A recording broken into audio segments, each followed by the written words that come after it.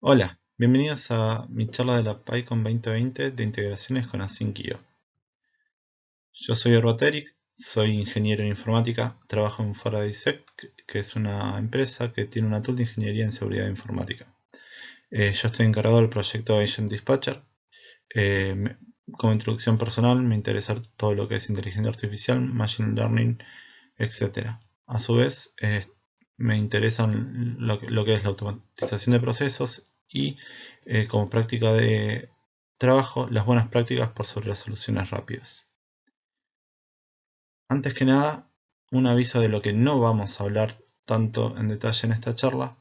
Teoría sobre asincronismo o paralelismo. Dejo un link de una PyCon de hace un par de años en inglés y un blog de lenguaje Go, pero que habla en general de todo lo que es asincronismo.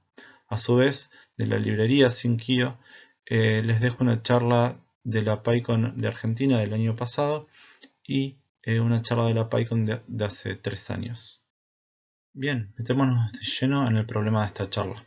Vamos a pensar en un server que tiene en el mismo código scripts como plugins que encima están en diferentes lenguajes y queremos que reciban parámetros y tengan por configuración variables de entorno.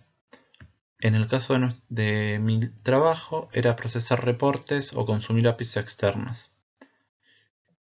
Bien, entonces todo este proceso es tedioso porque es las APIs que tenemos que consumir para nuestro propio servidor es un proceso repetitivo. Cada vez que queremos hacer un nuevo plugin hay que hacer de vuelta lo mismo y si queremos agregar algo nuevo tenemos que cambiar todo el código del resto de los plugins. Además están corriendo en nuestro server. Esto implica que hay que preparar el entorno de todos los scripts que vamos a ejecutar. Capaz ejecutamos uno o dos y tenemos que preparar el entorno para todos. A su vez, esto presiona a que tengamos que hacer una solución eh, que tengamos que sacar los scripts del server y ejecutarlos en otro lado. Esto nos da como solución una estructura medianamente parecida a esta. Genial, logramos sacar los scripts del server, los tenemos separados. Pero ahora el problema es cómo hacemos para integrar cada uno de los scripts con nuestro servidor. Porque ahora le pasamos la tarea al script de, como está en otra máquina, tener que comunicarse y desarrollar el protocolo que implementemos en el server.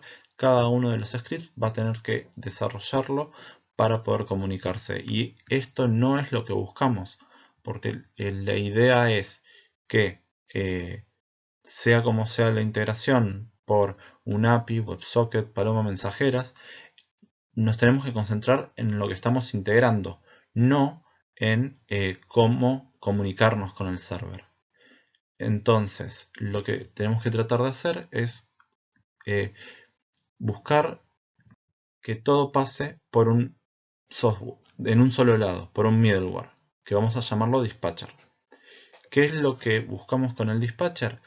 Es que toda la comunicación con el server pase por el dispatcher. Todos los plugins, que ahora vamos a llamar code executors, no sepan y no tengan que encargarse de la comunicación. Lo único de lo que se tienen que encargar es de ejecutar el código que quieren. Si tienen que acceder a otros servicios, se encargarán únicamente de eso.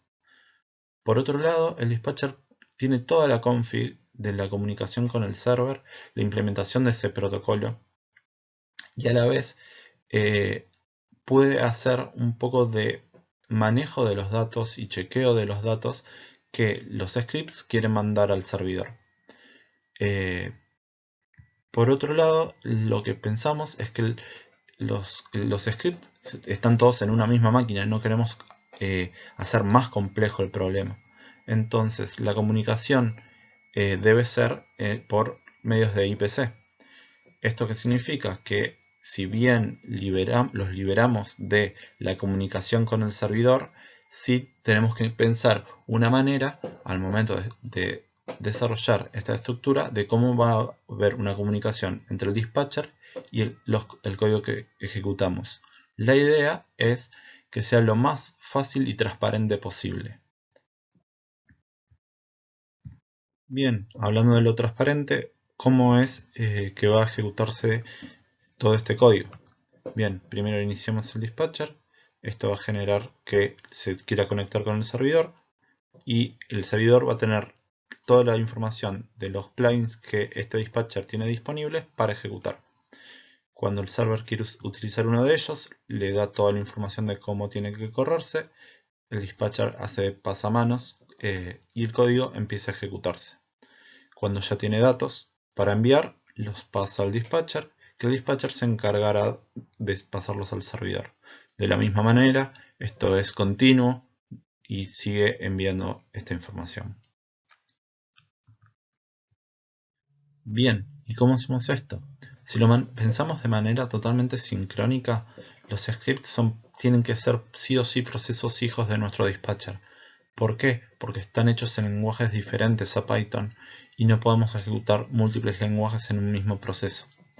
Entonces tenemos que pasar a una opción asincrónica. De esta manera podemos tener pensado en paralelismo de los scripts y hay que ejecutar el dispatcher en hilos, en procesos o en corrutinas.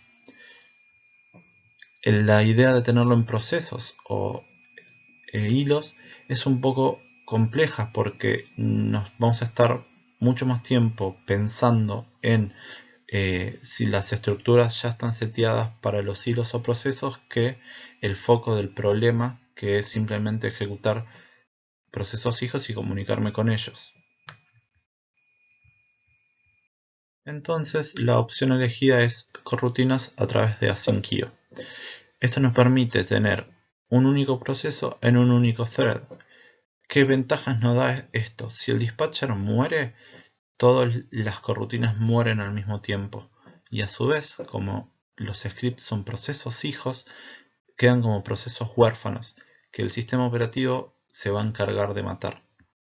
A su vez, el control y visualización de lo que está ocurriendo en un momento determinado siempre está mucho más claro. Y podemos tener, obviamente, el paralelismo de nuestros hijos y de las corrutinas. No tenemos long polling, eso es una gran ventaja porque no vamos a estar desperdiciando recursos. Y a su vez, asyncio nos provee muchas herramientas. Por ejemplo, estructuras internas de colas, por ejemplo, de sockets, de WebSockets, de comunicación por API, manejo de subprocesos, etc. Genial, vamos al código.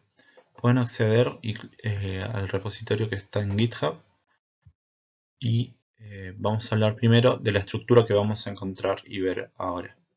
Por un lado tenemos un server en el cual podemos postear mensajes al estilo Twitter y lo tenemos pensado como un cliente que es un browser que va a acceder por HTTP y por WebSocket a nuestro servidor y la manera de comunicarnos con el dispatcher es a través de la misma API, es donde el dispatcher va a avisar todo lo que nuestros scripts nos están diciendo y un socket server para toda la comunicación de corrida y de estado de las corridas. Hay que pensar que está hecho el socket server está hecho con la propia librería de asyncio y tanto el API server como el server de WebSocket están hechos con la librería IO-HTTP. Las comunicaciones entre todos estos servidores son con la implementación de asyncio de queue. Bien, vamos a hablar de la estructura que más nos importa y la que vamos a ver en el código. El dispatcher. Por un lado se comunica con el server a través de socket, como bien vimos en la diapositiva anterior. Esto está manejado con la librería de asyncio. También asyncio nos provee la ejecución de subprocesos y nos vamos a comunicar con ellos a través del estándar output y el estándar error. El estándar output es la salida esperada, que es la que le vamos a querer enviar al server, y el estándar error es todo lo que nos sirve como logueo y poder persistir los datos de qué ha ocurrido o qué es lo que nos quiere avisar este script. Bien, vamos a empezar a ver ahora sí el código. Como habíamos dicho, tenemos un servidor donde tenemos mensajes y agentes. Acá tenemos uno local. Ahora en otra máquina conectamos uno remoto. Como podemos ver, voy publicando los mensajes acá por la web. Acá vamos a decirle al local que ejecute el executor Python sin parámetros. Ahora se lo vamos a pedir al executor remoto y podemos probar un poco de otras cosas. En bash remoto no lo tiene, fue lo que nos dijo. Ahora se lo pedimos ejecutar al local y ahí sí podemos pedir el DC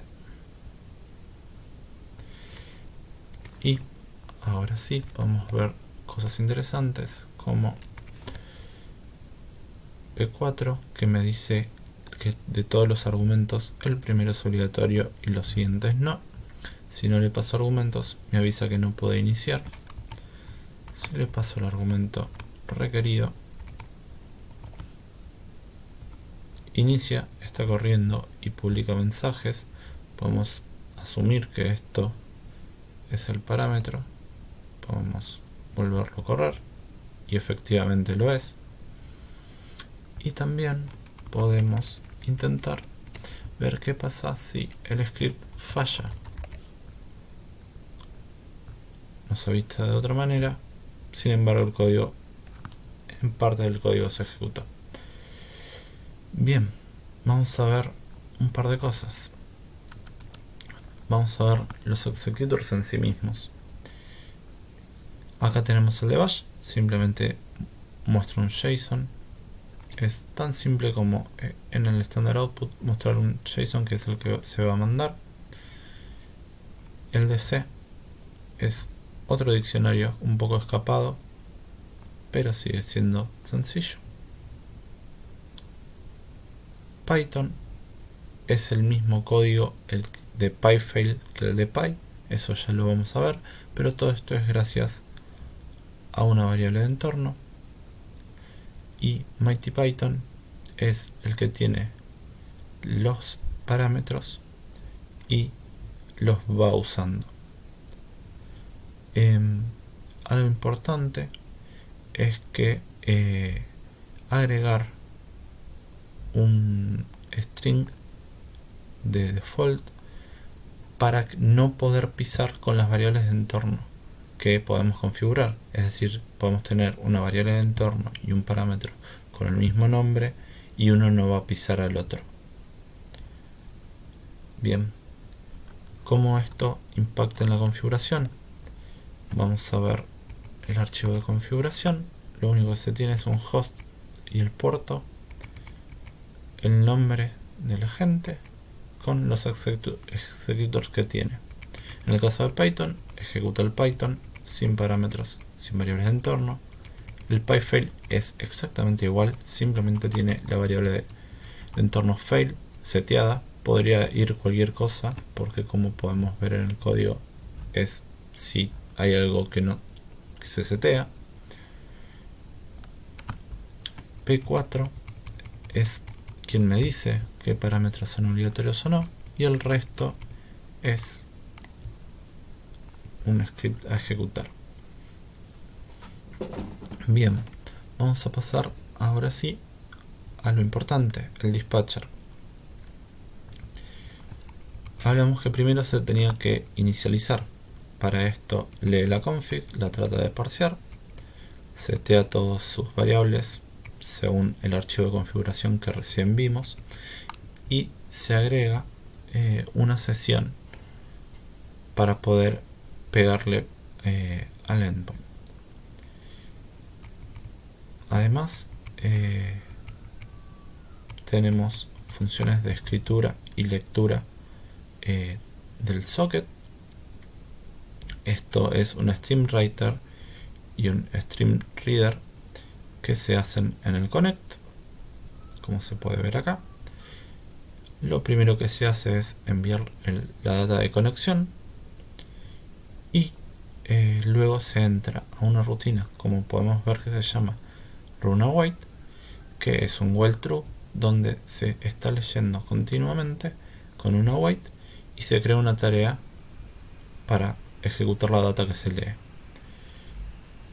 Lo primero que se hace en este run es hacer un control de datos, de que todos los datos que me vienen desde el server me permitan ejecutar. Acá es donde se ven cuando veíamos que el executor tenía un nombre incorrecto, no tenía los parámetros obligatorios, etcétera. Todo esto está manejado acá, que no vamos a entrar ahora en detalle, que no vienen al caso, porque simplemente es un write con los datos. Y lo importante es acá que creamos un proceso. Tenemos un procesador de standard output, un procesador de standard error. Son una función que son las corrutinas que se van a ejecutar. Por eso están en una colección de tasks. Aviso que me voy a ejecutar. Y luego sí hago un gather para ejecutar las tareas que son el procesamiento de tanto el standard output como el standard error. Esta corrutina queda prácticamente esperando procesar el standard output y el standard error, y como acá teníamos un while true y el create task no es bloqueante a nivel corrutina, simplemente lo agrega al loop, vuelve a seguir esperando. Cuando el proceso termina, asumimos que termina cuando se manda por standard output un string vacío. Eso lo podíamos ver con el código de bash, por ejemplo, que es por default. Lo mismo con el DC.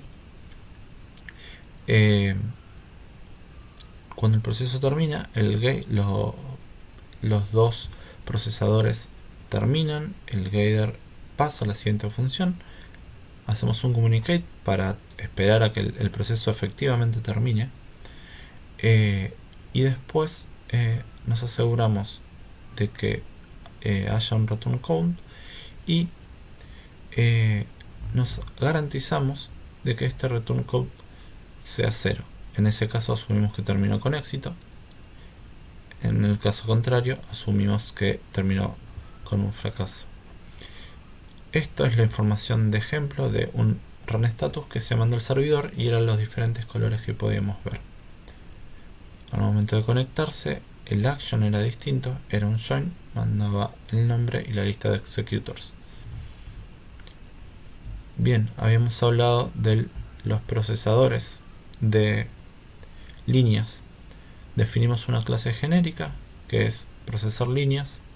Lo que va a hacer es eternamente tratar de obtener la siguiente línea, que es la que está definida más adelante. Luego tiene una función también que se pasa, que es cómo proceso la línea obtenida, cómo le logueo, y a partir de esto el nombre para poder tener un poco más de control, y solamente termina, que es el break del while, cuando recibo un string vacío. Esto es lo genérico para procesar el standard output.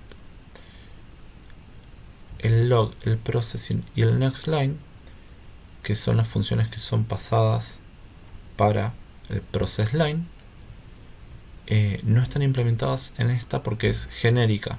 Lo podemos pensar como una clase abstracta.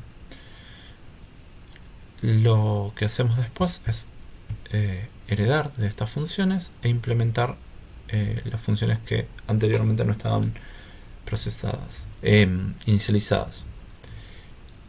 Algo importante es, en el standard output line yo quiero hablar con el server, entonces quiero ver, pegarle a la API, por eso necesito la sesión, necesito el proceso, porque del proceso saco el standard output y el readline para obtener la siguiente línea. Borro el último carácter porque esperamos que sea un /n.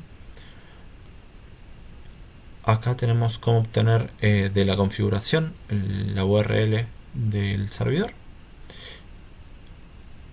Y el procesamiento es de la línea, cargarla como un JSON, por eso necesitábamos borrar el último carácter.